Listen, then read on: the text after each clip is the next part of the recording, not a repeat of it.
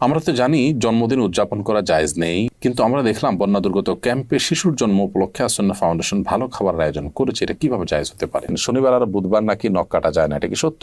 ঘুমানোর জায়গায় নামাজ পড়লে নামাজ হবে কিনা? ভাদ্র মাসে মেয়ে বিয়ে দিলে অমঙ্গল হয় বলে গ্রামাঞ্চলে শোনা যায়, এটা কি সঠিক? আমাদের এলাকায় কিছু মানুষ বলে কবরে মাটি দিলে তিনি 3 মুষ্টি দিতে হবে, এর কম দেওয়া যাবে না, এটা কি ঠিক? 4 রাকাত নামাজ ভুলে 3 রাকাত পড়ে সালাম ফিরিয়ে ফেললে করণীয় কি? কোনো মহিলা অন্তঃসত্ত্বা থাকা অবস্থায় তার কোনো আত্মীয় মারা গেলে তাকে দেখতে দেওয়া হয় না, এতে নাকি মৃত ব্যক্তির কষ্ট হয়। আসলে কি অন্তঃসত্ত্বা অবস্থায় মৃত ব্যক্তিকে দেখার পরে নিষেধাজ্ঞা আছে?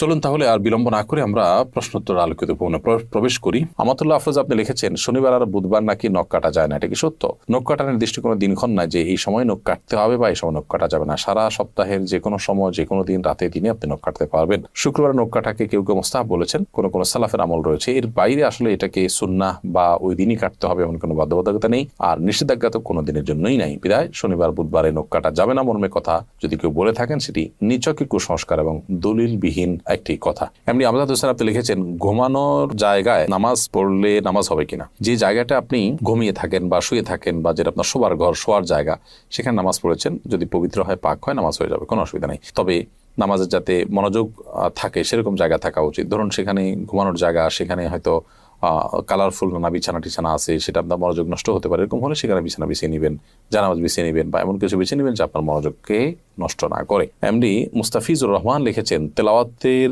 সেজদার বিধান কি? যদি সেজদা না করা হয় তাহলে কি গুনাহ হবে? মুস্তাফিজুর রহমান, তেলাওয়াতের সেজদা দেওয়া ওয়াজিব। আপনি কোরআন কারীমের সেজদার যে আয়াতগুলোতে সেজদা বিষয়ক নির্দেশনা রয়েছে এবং তার পাশে সেজদা লেখা আছে, এগুলো তেলাওয়াত করলে আপনাকে সেজদা দিতে হবে। আর সেজদা যদি আপনি না করেন, যেহেতু ওয়াজিব, অতএব ওয়াজিব তরকের গুনাহ হবে। জান্নাতুল ফেরদাউস লিখেছেন কোন মহিলা অন্তঃসত্ত্বা থাকা অবস্থায় তার কোনো আত্মীয় মারা গেলে তাকে দেখতে দেওয়া হয় না, এতে নাকি মৃত ব্যক্তির কষ্ট হয়। আসলে কি অন্তঃসত্ত্বা অবস্থায় মৃত ব্যক্তিকে দেখার পরে নিষেধাজ্ঞা আছে?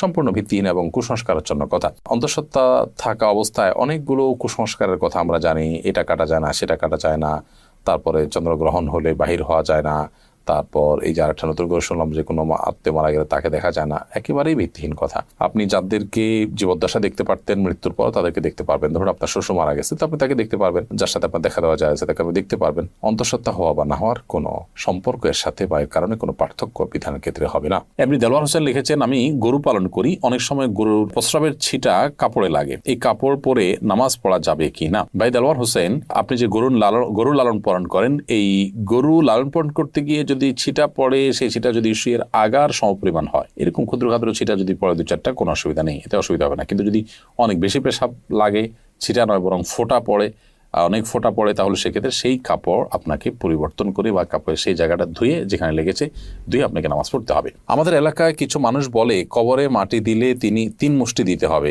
এর কম দেওয়া যাবে না, এটা কি ঠিক? না, এরকম কোনো বাধ্যবাধকতা নেই যে কবরে মাটি 3 মুষ্টির কম দেওয়া যাবে না, দিলে কোনো হবে এমন কোনো কথা নেই। কবরে মাটি আপনি 3 মুষ্টি, 5 মুষ্টি, 7 মুষ্টি, 6 মুষ্টি, যা খুশি দিতে পারেন। এমনকি মুষ্টিতে দিতেই হবে এমন কোনো বাধ্যবাধকতাও নেই। আপনি কোদাল দিয়ে দিতে পারেন, অন্য কোনোভাবে দিতে পারেন। মৃত ব্যক্তিকে দাফন করা ফরজে কিফায়া। সমাজের কিছু মানুষ যদি সেটি করেন, সবার তরফ থেকে সেটি আদায় হয়ে যায়। অতএব মৃত ব্যক্তিকে দাফন করার এই কাজে আপনি শরীক হলেন, একটু মাটি দিলেন, এটা সবের কাজ, সেটা আপনি করেন। বাট আপনার এটা মাথায় রাখা দরকার যে 3 মুষ্টি দিতে হবে এরকম কোনো বাধ্যবাধকতার কথা কোরআন বা সুন্নাহর কোথাও বলা হয়নি। এমডি মুখলেসুর রহমান আপনি লিখেছেন 4 রাকাত নামাজ ভুলে 3 রাকাত পড়ে সালাম ফিরিয়ে ফেললে করণীয় কি? 4 রাকাত নামাজ যদি 3 রাকাত পড়ে সালাম ফিরিয়ে ফেলেন এবং সালাম ফেরানোর সাথে সাথে মনে পড়ে, তাহলে ওই অবস্থা আপনি দাঁড়িয়ে যাবেন, আরো 1 রাকাত যুক্ত করে তারপর শেষে সিজদায়ে সাহু দিবেন।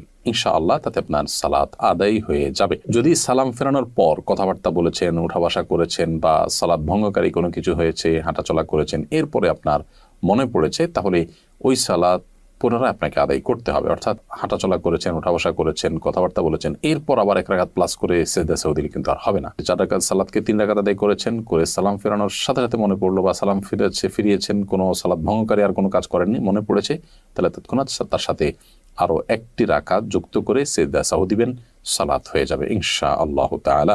এসএইচ মোহাম্মদ আল জাবির আপনি লিখেছেন ভাদ্র মাসে মেয়ে বিয়ে দিলে অমঙ্গল হয় বলে গ্রামাঞ্চলে শোনা যায়, এটা কি সঠিক? না, এরকম কোনো কথা নেই। বিয়ের ব্যাপারে এমন কোনো সময় বা এমন কোনো কাল নেই যে সময় কালে বিবাহ হলে কোনো প্রকার ক্ষতি হতে পারে বা উপকার হতে পারে। বিবাহ সব সময় করা যায় এমন একটি বিষয়। শুধুমাত্র হজের এহরামরত অবস্থায় বিবাহ বন্ধনে আবদ্ধ হওয়া নিয়ে উলামায়ে কেরামের ভিন্ন মত আছে, একদল উলামা ইকরাম জায়েজ বলেন, অন্য দল উলামা ইকরাম না জায়েজ বলেন। তবে এর বাইরে অন্য বছরের অন্য কোনো সময়, রমজানের বাইরে, কাটা চাঁদ বলে আপনার জিলহজ মাসে, কোরবানিদের মাসে, সে মাসে, কিংবা এই ভাদ্র মাসের কথা আমি নতুন জানলাম, তো এরকম কোনো মাসে বিয়ে করলে কোনো অমঙ্গল হয়, মঙ্গল হয়, এরকম মনে করলে সেটি কুসংস্কার এবং বেদাত হবে। এ ধরনের কুসংস্কারের জন্য বিশ্বাসী হওয়া যাবে না। আমার বাসায় প্রচুর পিঁপড়া, বিশেষ করে রান্নাঘরে কাজের সময় পিঁপড়া কামড়ায় বলে অনেক পিঁপড়া মেরে ফেলি, এতে কোনো গুনাহ হবে কিনা? পিঁপড়া যদি আপনি মারেন এতে গুনাহ হবে না, কিন্তু আগুন দিয়ে পুড়িয়ে পিঁপড়া মারবেন না, এ ব্যাপারে নবী সাল্লাল্লাহু আলাইহি ওয়াসাল্লামের নিষেধাজ্ঞা রয়েছে। এর বাইরে আপনার পিঁপড়ার উপদ্রব থেকে বাঁচার জন্য আপনি সেটা মেরে ফেলতে পারেন। যে কোনো প্রাণী আমাদের যদি উপদ্রবের কারণ হয় তাহলে সেটা থেকে আত্মরক্ষার জন্য আমরা সেটি মারতে পারি, কিন্তু নির্মমভাবে বা অপ্রয়োজনে কষ্ট দিয়ে তাকে তিলে তিলে শেষ করা বলতে যেটা বোঝানো হয় সেটা করা জায়েজ হবে না। জোহরের সুন্নতের তৃতীয় রাকাতে থাকা অবস্থায় জামাত শুরু হয়ে গেলে করণীয় কি? জোহরের সুন্নতের তৃতীয় রাকাতে আপনি আছেন, এমন অবস্থায় জামাত শুরু হয়ে গেলে আপনি আরেক রাকাতের সাথে প্লাস করবেন এবং তাড়াতাড়ি সেটা শেষ করে জামাতে শামিল হয়ে যাবেন। এক্ষেত্রে নামাজ ভেঙে ফেলবেন না।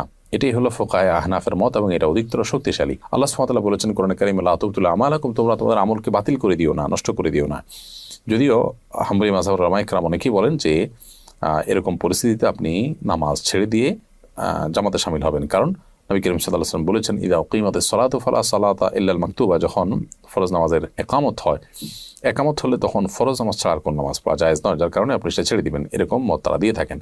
মূলত এই হাদিসের আরেকটা ব্যাখ্যা হতে পারে, সেটা হলো যে যখন একামত শুরু হয় তখন আর ফরজ নামাজ ছাড়া অন্য কোনো নামাজ নয়, অর্থাৎ অন্য কোনো নামাজ শুরু করা যাবে না। কিন্তু শুরু করা নামাজ যে ভেঙে ফেলতে হবে সেটা কিন্তু এখান থেকে পরিষ্কার বোঝা যায় না, অর্থাৎ এটার একাধিক ব্যাখ্যা হওয়ার সুযোগ আছে, বিধায় এটা দিয়েই চূড়ান্তভাবে প্রমাণ করা যে নামাজ ভাঙা যাবে সেইটা সঠিক নয়।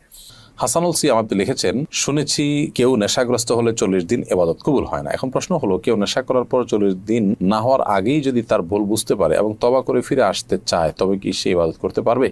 প্রথম কথা হলো, ইবাদত তো করতেই হবে তাকে। পারবে মানে কি? ইবাদত করতে শুধু পারবে না, ইবাদত করাটা তার জন্য আবশ্যক। 40 দিন ইবাদত কবুল হবে না এই ভেবে তিনি যদি 40 দিন নামাজ পড়া বাদ দিয়ে রাখেন তাহলে তো ডাবল গুনাহ হবে তার। কবুল না হওয়ার দুইটা অর্থ আছে। একটা অর্থ হলো যে বিশুদ্ধই হবে না, আর